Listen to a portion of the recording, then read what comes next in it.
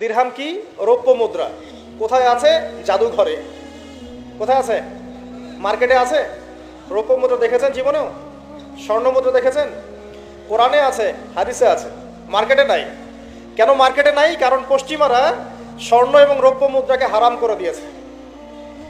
পশ্চিমারা স্বর্ণ এবং রৌপ্য মুদ্রার ডিলিংসটাকে মার্কেট থেকে উঠিয়ে দিয়েছে। এই জন্য আপনি মার্কেটে গোল্ড কয়েন এবং সিলভার দিরহাম পাবেন না। কিন্তু আল্লাহর রাসূল সাল্লাল্লাহু আলাইহি ওয়াসাল্লামের যুগে এটা ছিল। এখন অনেক মানুষ দেখবেন বেদাত নিয়ে কথা বলে একদম ফেনা বের করে ফেলছে। অর্থনৈতিক সেকশনের বেদাত চোখে পড়ে নাই। এখন বলতে পারে এটা তো দুনিয়াবি বিষয়। বাস্তবিক অর্থে এটা দুনিয়াবি বিষয় নয়। কারণ এই পেপার মানির মধ্য দিয়ে, ইলেকট্রনিক মানির মধ্য দিয়ে আপনার সম্পদকে সিজ করে চুষে খাওয়া হচ্ছে, আপনি বুঝতে পারছেন না। এখন প্রতারণা করা কি জায়েজ না জায়েজ? শোয়েব আলাইহিস সালামের নাম শুনেছেন? একটা কম ছিল মাদিয়ানে, শোয়েব আলাইহিস সালামের কম। এই কম সম্পর্কে আল্লাহ পাক যখনই কথা বলেছেন তখনই তাদের একটা দোষ উল্লেখ করেছেন। সেটা কি? সেটা হচ্ছে যে তোমরা অন্যায়ভাবে মানুষের সম্পদ আত্মসাৎ করো না। তোমরা অন্যায়ভাবে মানুষের সম্পদ আত্মসাৎ করো না। এই কাজটা করতো শোয়েব আলাইহিস সালামের কম, এবং তারা মাপে কম দিত, জনগণের অর্থ সম্পদ লুটে পুটে খেত। আল্লাহ রাব্বুল আলামিন তাদেরকে ভূমিকম্প দিয়ে ধ্বংস করে দিয়েছে।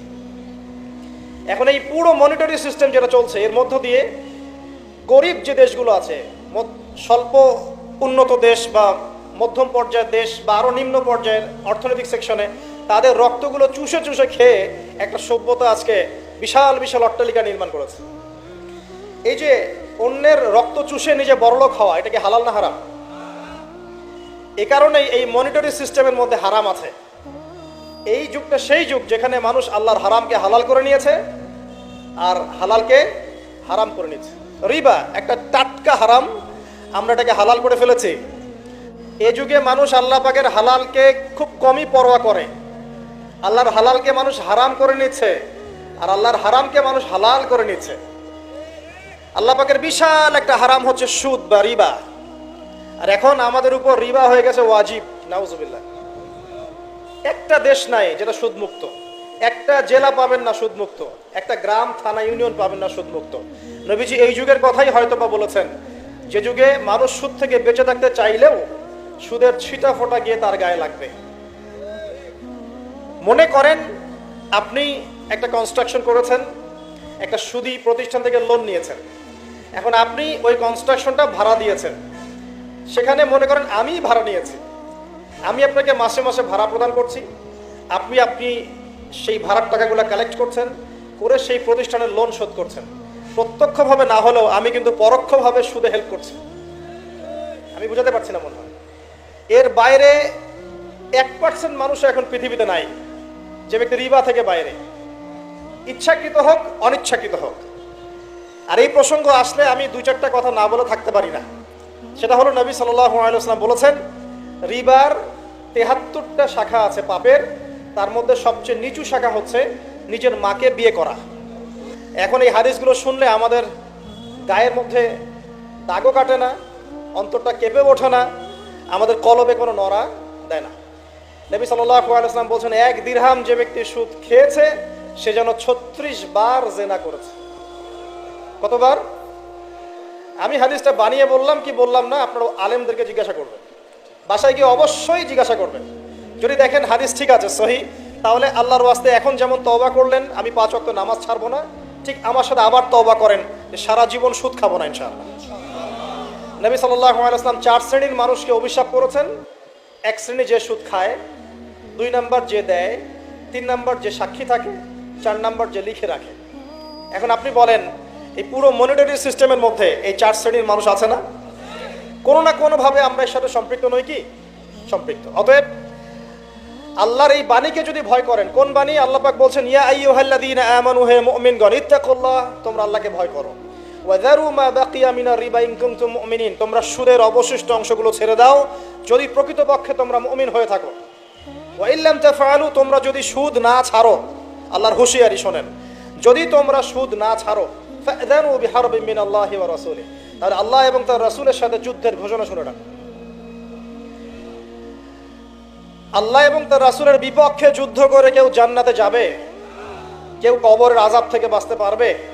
কেউ হাউজে কাউসারের পানি পাবে? আল্লাহ এবং তার রাসূলের সাথে যুদ্ধ করে কেউ টিকতে পারবে? আপনার কি তাই মনে হয়? যদি মনে হয় তাহলে দিব্যি সুদ খান, কোনো সমস্যা নেই।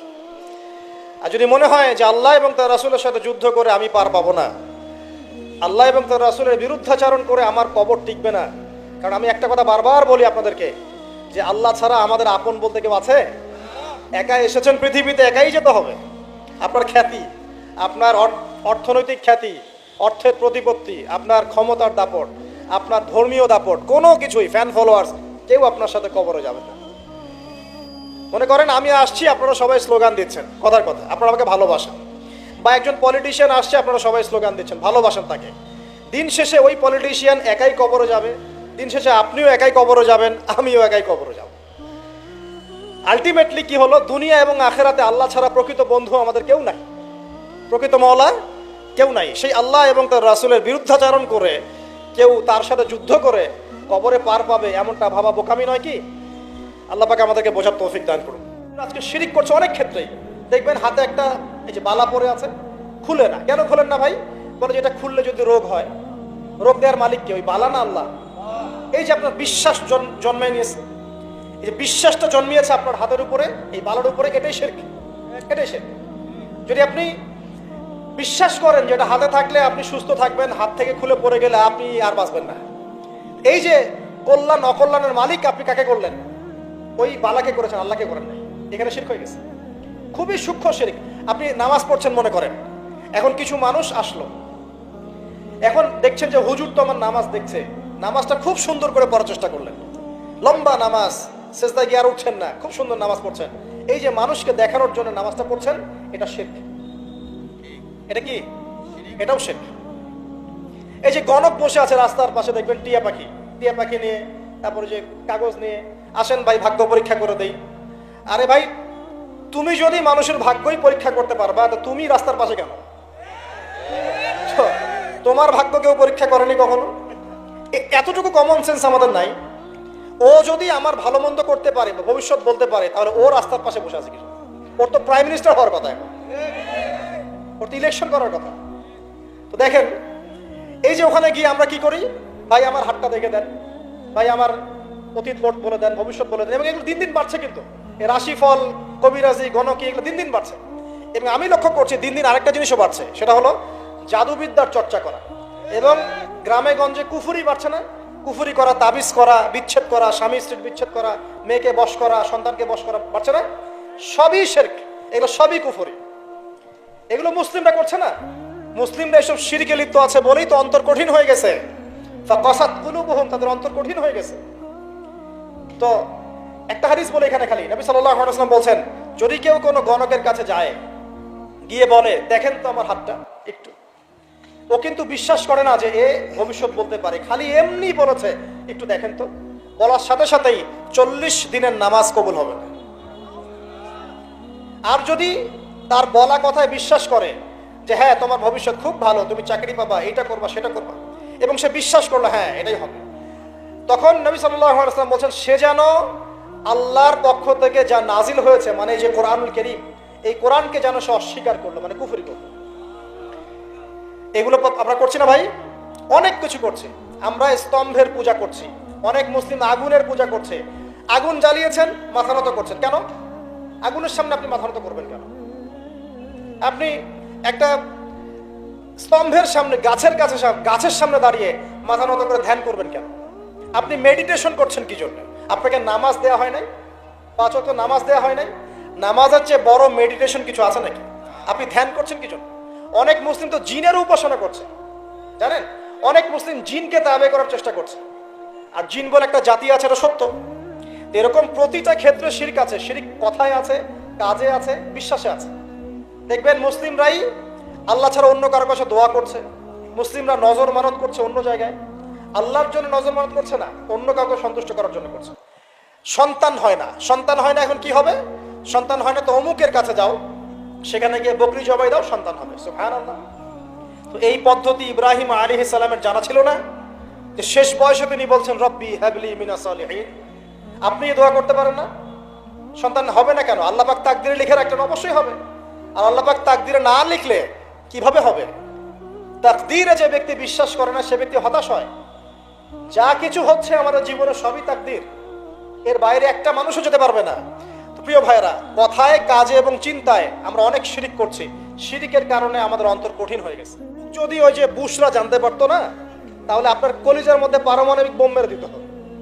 কথা বুঝতে পারেন নাই? পশ্চিমারা যদি জানতে পারতো যে মুসলিমরা কত শান্তিতে থাকে, তাহলে আমাদের অন্তরের মধ্যে পারমাণবিক বোম মেরে ধ্বংস করে ফেলত। ওরা তো আমাদের সুখ দেখতে পারে না, পারে? প্রকৃতপক্ষে এরা বিশ্বের কোন ধার্মিক মানুষের সুখই দেখতে পারে না। এরা শুধু মুসলিমদের শত্রু নয়, বরং ধর্মের শত্রু। যারাই ধর্মকে বুকে আগলে রেখে পালন করতে চায়, হোক সে সনাতন ধর্ম বা আমাদের হিন্দু ভাইরা বা খ্রিস্টানিজম বা বুদ্ধিজম, হ্যাঁ, বা মুসলিম আমরা যারা আছি, যারা ধর্মতাত্ত্বিক চিন্তা করে এবং প্রত্যেকেই যদি যার যার ধর্ম ঠিকঠাক মতো পালন করে, সমাজে কিন্তু ফিতনা থাকার কথা নয়।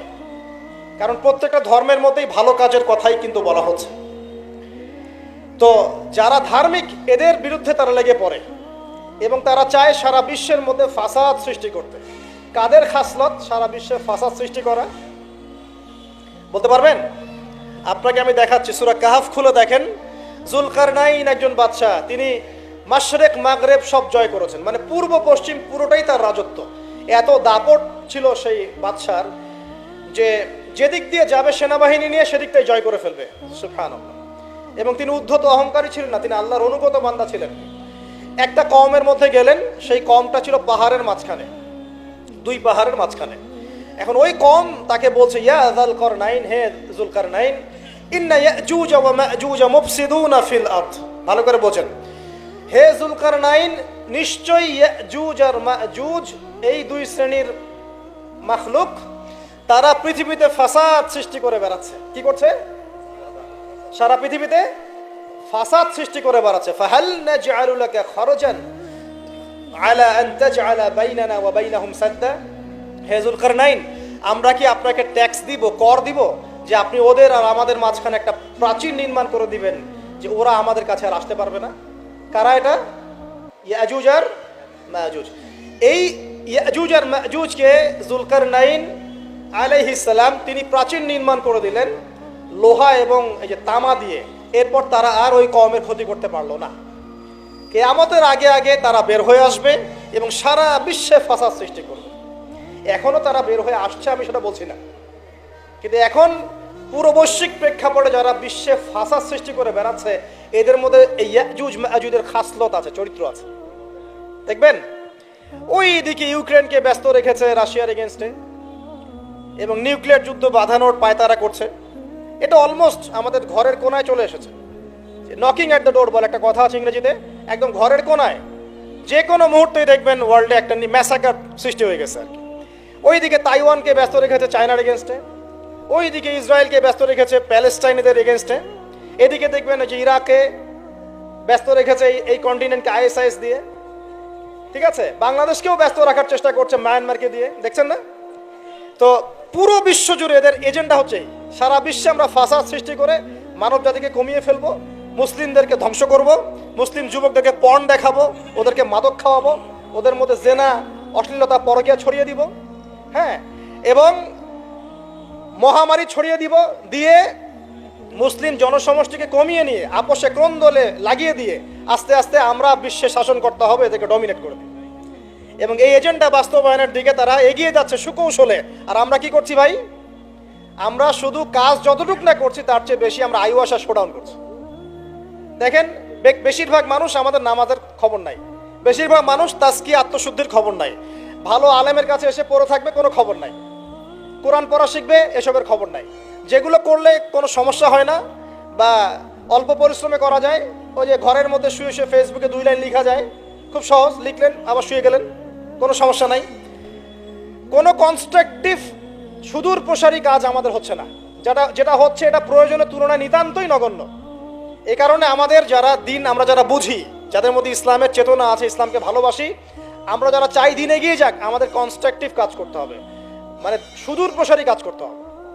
শৈথিল্যতাবাদীও হবেন না, আবার চরমপন্থীও হবেন না, মধ্যমপন্থী হয়ে ইসলামকে, কোরআনকে এবং হাদিসকে হাতে নিয়ে উম্মার ঐক্যের স্বার্থে, দেশ জাতি জনগণের ঐক্যের স্বার্থে এগিয়ে যান।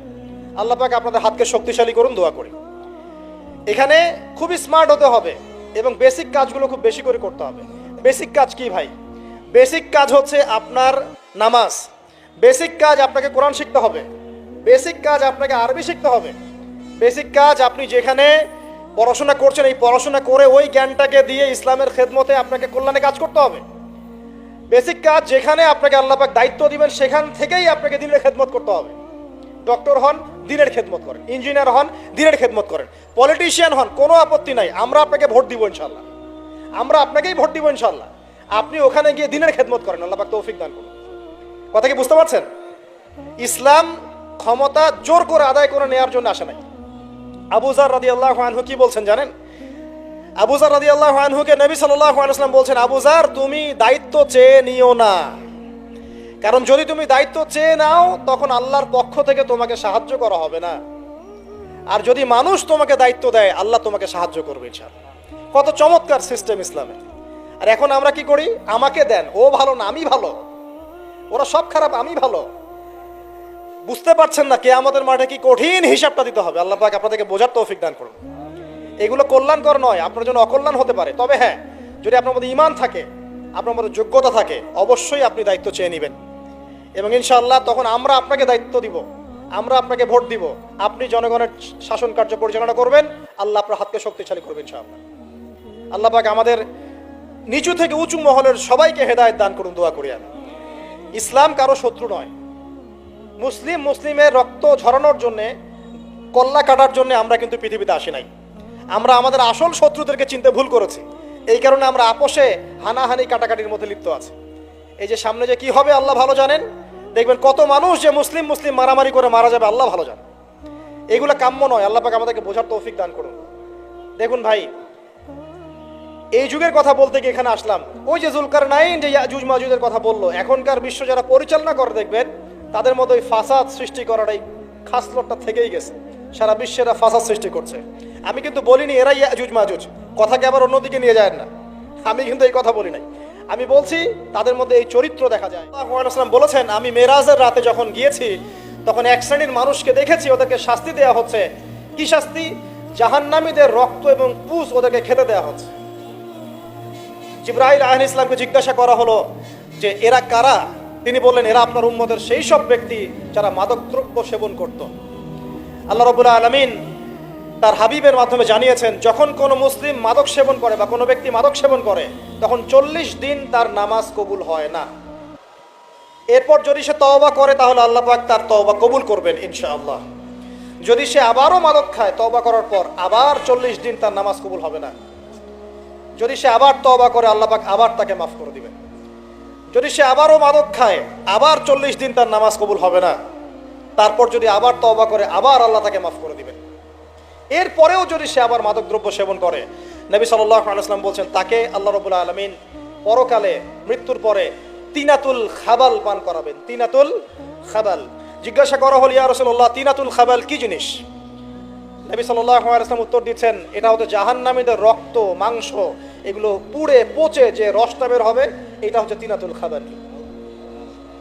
এই যে দুনিয়াতে যারা ওয়াইন খাচ্ছে, শ্যাম্পেইন, ওয়াইন, বিয়ার, তারপরে যে কি ভোদকা, হ্যাঁ, গাঁজা, হেরোইন, ফেন্সিডিল, ইয়াবা, একটা বিষয় শোনেন, কি কারণে আপনি সেখানে যাচ্ছেন? হতাশা অথবা সঙ্গদোষ অথবা পারিবারিক চাপ অথবা যে গার্লফ্রেন্ড ছেড়ে চলে গেছে, এই তো বিষয়গুলো। কি কারণে মানুষ মাদকের কাছে যায়, কেন যায়, কারণটা কি? আমরা যখন ফিলোসফি পড়তাম তখন একটা তত্ত্ব পড়ানো হয়েছে আমাদেরকে। তত্ত্বটার নাম হচ্ছে কার্য-কারণ তত্ত্ব। মানে প্রত্যেকটা কাজের পিছনে একটা কারণ থাকে, ঠিক আছে? এই যে মুসলিমরা নামাজ পড়ে কেন? আল্লাহর জন্য। মুসলিমরা যাকাত দিবে কেন? আল্লাহকে সন্তুষ্ট করার জন্য। মুসলিমরা প্রতিটা কাজ কেন করে? পরকালের স্বার্থে। পরকালের স্বার্থ নাই, আমি নাই। যে কাজে পরকালের স্বার্থ নাই সে কাজে মুসলিমরা নাই। তাই প্রতিটা কাজের পিছনে একটা কারণ থাকে। দেখবেন কেন সে সুদ খাচ্ছে? তার পরিবারের স্বার্থে। কেন সে ঘুষ নিল? তার ছেলে মেয়ের উন্নয়নের জন্যে। কেন সে দুর্নীতি করছে? বিকজ সম্পত্তি অর্জন করে সে তার ভবিষ্যৎ প্রজন্মকে সিকিউর করতে চায়। কেন সে মাদক খেলো? ওই যে গার্লফ্রেন্ড ছেড়ে চলে গেছে তাই। কেন মাদক খেলো? ওই যে এক বন্ধু মাদক খায়, সে ডাকছে, আয় একটা টান দে, সঙ্গদোষ। কেন সে মাদক খেলো? পরিবারের চাপ, হতাশা। কেন মাদক খাচ্ছে? চাকরি পায় না, বেকার, মাদক খাচ্ছে। মানে মেন্টাল চাপগুলো নিতে পারছে না, সে মাদক খাচ্ছে। সবচেয়ে বেশি মানসিক চাপ কাদের উপর আসে জানেন? 1 নম্বর নবীগণের উপরে, 2 নম্বর আল্লাহর সৎ বান্দাদের উপরে, তারপর যার ঈমান যত উঁচু তার উপর মানসিক চাপ তত বেশি আসে। এখন যদি মানসিক চাপের সলিউশন মাদকই হবে, তাহলে তো আমাদেরই মাদক খাওয়া দরকার ছিল, নাউজুবিল্লাহ। কারণ আমরা যে পরিমাণ মানসিক চাপ ফেস করি এটা চিন্তাই করতে পারবেন না। যে যত বড় দায়িত্বশীল যারা পলিটিশিয়ান, ওদেরকে জিজ্ঞাসা করবেন তারা কি পরিমাণ মানসিক চাপ নিয়ে ঘোরেন। আপনার কাছে মনে হচ্ছে যে একটা ক্ষমতা পেয়েছেন, খুব মানে উনি অনেক বড় ক্ষমতাধর, উনি অনেক ভালো আছেন, উনি মোটেই ভালো নাই। ওনাকে জিজ্ঞাসা করেন, উনি মোটেই ভালো নাই। এই মানুষের যে পেরেশানি, যে চাপ, এগুলো নিতে নিতে তার স্ট্রোক হয়ে যাচ্ছে, হার্ট স্ট্রোক হচ্ছে, ডায়াবেটিস হচ্ছে, হাই ব্লাড প্রেশার, ইসিজি করো, দেখবেন। এ কারণে মানসিক চাপটা রিলিজ করতে হবে, তাই তো? এই মানসিক চাপ রিলিজ করতে গেলে মাদকই সলিউশন নয়। সলিউশনটা কি? এই যে আমার হাতে এখানে আছে একটা কোরআন। মানসিক চাপ থেকে আপনাকে মুক্তি দিবে আল কোরআনুল কারীম, আর কিচ্ছু না। আরেকটা বিষয় কোরআনের সাথে, সেটা হলো প্রথমে বলেছি 5 ওয়াক্ত নামাজ। আপনি ওযু করে সুন্দর করে 5 ওয়াক্ত নামাজ জামাতে পড়বেন, ডেইলি 1 ঘন্টা করে কোরআন তেলাওয়াত করবেন, সময় পেলে একটু হাদিস পড়বেন, 2-4 টাকা দান সদকা করবেন, ভালো কাজের সাথে থাকবেন, অন্যায় কাজে যাবেন না, ইসলামকে এগিয়ে নেওয়ার জন্য আমর বিল মারুফ নাহি আনিল মুনকারের কাজ করবেন। আপনার চেয়ে সুখী কোনো মানুষ পৃথিবীতে নাই। ওই সুখ যদি ওই যে বুশরা জানতে পারতো না, তাহলে আপনার কলিজার মধ্যে পারমাণবিক বোম মেরে দিত। কথা বুঝতে পারেন নাই? পশ্চিমারা যদি জানতে পারতো যে মুসলিমরা কত শান্তিতে থাকে এসব কাজ করার পরে, তাহলে আমাদের অন্তরের মধ্যে পারমাণবিক বোম মেরে ধ্বংস করে ফেলত। ওরা তো আমাদের সুখ দেখতে পারে না, পারে? প্রকৃতপক্ষে এরা বিশ্বের কোনো ধার্মিক মানুষের সুখই দেখতে পারে না। এরা শুধু মুসলিমদের শত্রু নয়, বরং ধর্মের শত্রু। যারাই ধর্মকে বুকে আগলে রেখে পালন করতে চায়, হোক সে সনাতন ধর্ম বা আমাদের হিন্দু ভাইরা বা খ্রিস্টানিজম বা বুদ্ধিজম, হ্যাঁ, বা মুসলিম আমরা যারা আছি, যারা ধর্মতাত্ত্বিক চিন্তা করে এবং প্রত্যেকেই যদি যার যার ধর্ম ঠিকঠাক মতো পালন করে, সমাজে কিন্তু ফিতনা থাকার কথা নয়। কারণ প্রত্যেকটা ধর্মের মধ্যেই ভালো কাজের কথাই কিন্তু বলা হচ্ছে। হাদিসে এসেছে যে ইনশাআল্লাহ যখন কেউ বলে কোনো কাজ করার আগে, তার ওই কাজটা সুসম্পন্ন করার দায়িত্ব আল্লাহ পাক নিজে নিয়ে নেন। একটা হাদিস শোনাই। সুলাইমান আলাইহিস সালাম, তার 100 জন স্ত্রী ছিল। কতজন? এখন পশ্চিমারা আমাদেরকে শেখায় যে বহু বিবাহ ভালো না, ইসলামে 4টা বিয়ের কথা বলা আছে, ইসলাম কত অমানবিক ধর্ম, এগুলো শেখায় না? শিখায়। সুলাইমান আলাইহিস সালাম কাদের নবী? বনু ইসরাইলের নবী, যিনি এই জেরুজালেম থেকে সারা বিশ্ব শাসন করেছিলেন। তার পিতা দাউদ আলাইহিস সালামও সারা বিশ্ব শাসন করেছেন এই জেরুজালেম থেকেই। পরবর্তীতে তিনি দাউদের পুত্র সুলাইমান আলাইহিস সালাম, তিনি আরো বেশি ক্ষমতা নিয়ে বিশ্ব শাসন করেছেন। জিনরাও তার অনুগত ছিল। তিনি পশু পাখির ভাষা বুঝতেন, এমনকি পিঁপড়ার ভাষা পর্যন্ত বুঝতেন। সুবহানাল্লাহ। বাতাসে ফ্লাই করতে পারতেন, জানেন না আপনারা? সুলাইমান আলাইহিস সালামের 100 জন স্ত্রী, তিনি বলছেন আজকে আমি আমার সব স্ত্রীর কাছে যাব এবং প্রত্যেকের গর্ভ থেকে একটা করে সন্তান আসবে এবং এই সন্তানটা আল্লাহর পথের মুজাহিদ হবে। তিনি একটা কথা বলতে ভুলে গেলেন। কি? নবী সাল্লাল্লাহু আলাইহি ওয়াসাল্লাম বলছেন যে কোন স্ত্রী সন্তান জন্ম দেয়নি, একজন স্ত্রীর গর্ভে একটা সন্তান এসেছিল, সেটা আপনার প্রিম্যাচিউর, যেটাকে আমরা বলি প্রিম্যাচিউর বেবি, মানে হ্যাঁ বিকলাঙ্গ না শব্দটা, আসলে মানে ম্যাচিউর না, আমাদের মতো সুস্থ না, সুস্থ সবল না, এবং সেও পরবর্তীতে বাঁচেনি আর কি। তো নবী সাল্লাল্লাহু আলাইহি ওয়াসাল্লাম বলছেন ওই দিন যদি সুলাইমান আলাইহিস সালাম ইনশাআল্লাহ বলতেন, তাহলে তার কথাই সত্য হতো।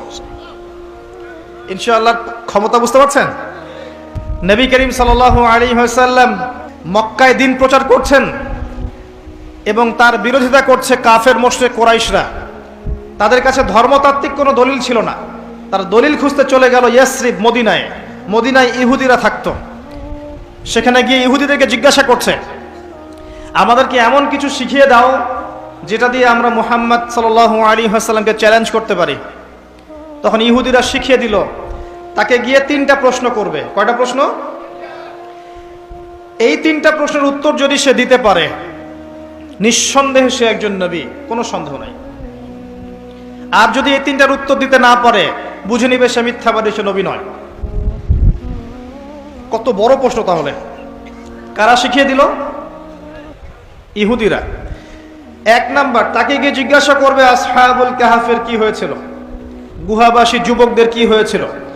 2 নাম্বার, তাকে গিয়ে জিজ্ঞাসা করবে যে জুলকারনাইন বাদশাহ, যে পৃথিবীর পূর্ব থেকে পশ্চিম পর্যন্ত শাসন করেছে, তার কি হয়েছিল।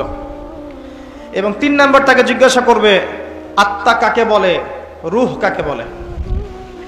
যদি উত্তর দিতে পারে সে নিঃসন্দেহে নবী, যদি না পারে বুঝে নিবে সে নবী নয়। তারা চলে আসলো, নবী সাল্লাল্লাহু আলাইহি ওয়াসাল্লাম কাবা ঘরের সামনে ছিলেন।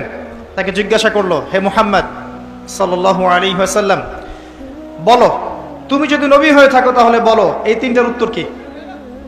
নবী করিম সাল্লাল্লাহু আলাইহি ওয়াসাল্লাম বললেন, আগামীকাল এসো তোমাদেরকে বলে দিব।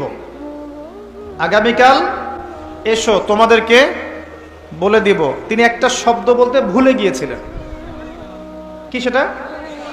ইনশাআল্লাহ। আল্লাহ পাক নবীদের ছোট ছোট ভুল ধরতেন। যে যত বড় মুমিন হবে তার ভুল তত বেশি দেখা হয়, তাই না? দেখবেন একজন মানুষ দিনের জন্য কিছুই করেনি সারা জীবন, তার পিছনে মানুষ ব্যস্ত হবে না। যে তার পুরো জীবন যৌবন দিনের জন্য ঢেলে দিচ্ছে, তার পিছনে মানুষ লেগে থাকবে। এমন না ব্যাপারটা? নামাজ পড়ে না, তাকে দেখবেন তাকে নিয়ে খুব একটা মাথা ব্যথা নাই। যে 5 ওয়াক্ত নামাজ পড়ে, নামাজ একটু ভুল হচ্ছে, ওকে নিয়ে মাথা ব্যথা। আমাদের সাইকোলজি এরকম। তো নবী সাল্লাল্লাহু আলাইহি ওয়াসাল্লামের এই ভুলে যাওয়াটাকে আল্লাহ পাক সংশোধন করার জন্য এবং আমাদেরকে শিক্ষা দেওয়ার জন্য আল্লাহ পাক এটাকে ধরলেন এবং কিছু সময় ওহী বন্ধ হয়ে গেল, অল্প সময়। এদিকে মক্কার কুরাইশরা তো উৎফুল্ল, সে তো বলেছিল আগামীকাল উত্তর দিবে, এখন উত্তর দিতে পারছে না। আর নবী সাল্লাল্লাহু আলাইহি ওয়াসাল্লাম ভেবেছিলেন যে জিবরাইল আলাইহিস সালাম তো তার কাছে আসেন, আসলে জিজ্ঞাসা করলেই তিনি বলে দিবেন। আল্লাহ পাক সূরা কাহফের 23 এবং 24 নম্বর আয়াত নাজিল করলেন কয়েকদিন পর। আয়াতটা হচ্ছে ওয়ালা তাকুলান্না লিশাইইন ইন্নী ফাইলুন যালিকা গাদান ইল্লা আন ইয়াশা আল্লাহ। হে নবী মুহাম্মদ সাল্লাল্লাহু আলাইহি ওয়াসাল্লাম, আপনি কোশ্চিন কালেও বলবেন না যে আমি আগামীকাল কিছু করব ইনশাআল্লাহ বলা ব্যতীত। এই শিক্ষাটা কাকে দিচ্ছেন আল্লাহ পাক? শুধু তাকে না, আমাদেরকেও। কিয়ামত পর্যন্ত এই শিক্ষা থাকবে না? থাকবে। অতএব ইনশাআল্লাহ দিয়ে আপনি আল্লাহর অনুগত সভ্যতা এবং আল্লাহ বিরোধী সভ্যতাকে চিহ্নিত করতে পারবেন। আল্লাহ বিরোধী সভ্যতা কখনো ইনশাআল্লাহ বলে না। বলে? ওই নেটো কি ইনশাআল্লাহ বলে কখনো? জিউসরা বলে? ও পশ্চিমারা বলে? এবং ওদের ধাঁচে যারা নিজেদের মানসিকতা তৈরি করেছে এরাও কখনো ইনশাআল্লাহ বলবে না। বলবে? বলবে না। কিন্তু আল্লাহর বান্দারা বলবে ইনশাআল্লাহ আমি আগামীকাল করব, তাই বলবে না? ইনশাআল্লাহ। মুসা আলাইহিস সালাম ভাষণ দিচ্ছিলেন এবং জনগণের মধ্যে একজন বললেন, আপনি তো অনেক চমৎকার ভাষণ দিচ্ছেন, আপনার চেয়ে কোনো জ্ঞানী মানুষ কি আছে?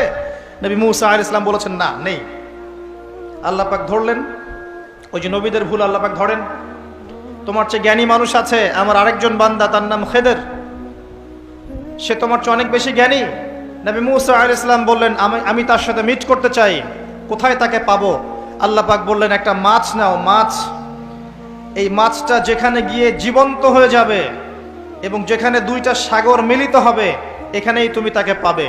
তিনি সফর করা শুরু করলেন। সফর করতে করতে করতে করতে এক পর্যায়ে ক্লান্ত হয়ে পড়লেন, রাস্তা ভুল করলেন। তার সঙ্গীকে বললেন, খাবার নিয়ে আসো। তার সঙ্গীর নাম ছিল ইউশা বিন নুন, যিনি পরবর্তীতে নবী হয়েছিলেন।